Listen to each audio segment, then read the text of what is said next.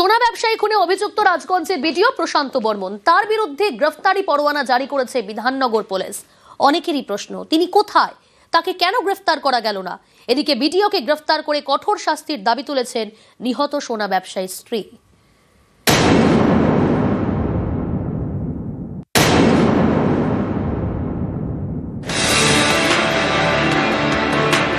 প্রশান্ত Barman Jalpaiguri রাজগঞ্জের BDO.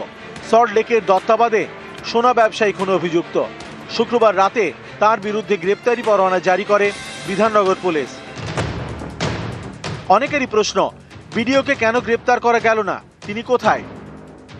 শিলিগুড়ির মাটিগাড়ার এই বাড়িতে থাকেন রাজগঞ্জের বিডিও প্রশান্ত বর্মন।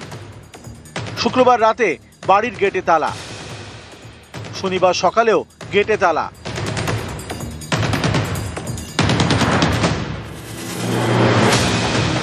জলপাইগুড়ির রাজগঞ্জের বিডিও অফিসে পড়েছে পোস্টার, সেখানে লেখা বিডিওর সন্ধান চায়।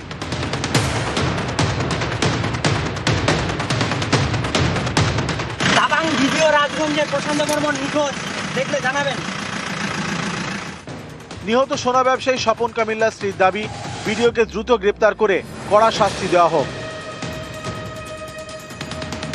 সে যেখানে থাকুক তাকে অ্যারেস্ট করুন, দেখি কঠোর কঠোর শাস্তি দউন, তাকে ফাঁসির চড়ি দউন, তাকে ফাঁসির চড়ি দউন।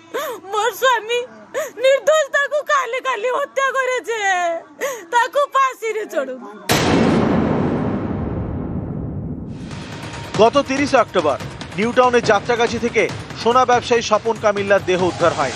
জলপাইগুড়ি রাজগঞ্জের বিডিওর বিরুদ্ধে খুনের অভিযোগ দায়ের করে নিহতের পরিবার। আগেই প্রশান্ত বর্মনের আগাম জামিন খারিজ করে কলকাতা হাইকোর্ট। আত্মসমর্পণ করতে বলে 72 ঘন্টা সময় বেঁধে দেয়। সেই রায় চ্যালেঞ্জ করে সুপ্রিম কোর্টের দ্বারস্থ হন রাজগঞ্জের বিডিও। বৃহস্পতিবার বিডিওর আত্মসমর্পণের মেয়াদ শেষ। শুক্রবার বিধাননগর আদালতে দ্বারস্থ হয় পুলিশ। প্রশান্ত বর্মনের বিরুদ্ধে গ্রেপ্তারি পরোয়ানা জারির আবেদন করে।